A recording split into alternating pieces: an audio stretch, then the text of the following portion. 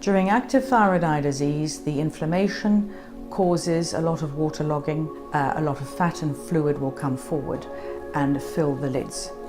As inflammation converts to fibrosis towards the latter end of the disease, then lids can be either elevated or depressed, exposing the eye more from the fibrosis, as a result of which it's more difficult to close the eye and protect it. Lid surgery usually comes at the end of quite a considerable series of operations, depending on what the patient requires. If they need a decompression, that has to be done first. If they need eye movement, muscle surgery, that has to go next. And then lids are usually operated on last, when those two surgeries have been done, and indeed if they need it by then. Also, if they don't need those first two, or don't need both, the surgery is usually done when the active phase of the disease is over, and often if the disease is caught early and treated medically, lid surgery may not in fact be necessary, because the lid surgery is aimed at correcting the fibrosis, which is a static final event. What can be done for patients who have loose skin or puffiness around their eyes? The amount is assessed according to need at the time of surgery.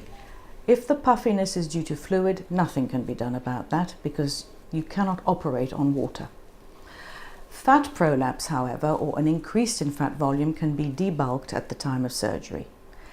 As far as lid skin is concerned, only the amount of skin that is spare or in excess will be removed, because one thing you don't want to do is jeopardize the ability for the lids to close.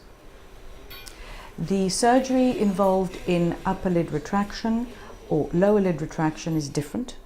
In upper lid retraction, depending on the amount of retraction, there are a series of operations from mild to severe, if you like, that dehiss or separate the scar tissue from the lid margin tissues to allow it to drop.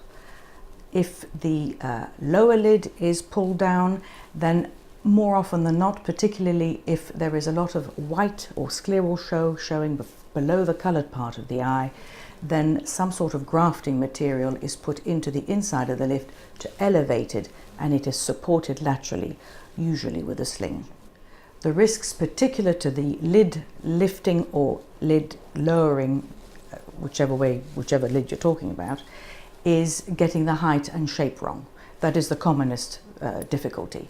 And these operations are usually done under local anesthetic, albeit with some intravenous sedation, because your chances of getting the height and curve right are better with the patient awake and being able to cooperate and look up and down than if the patient is asleep.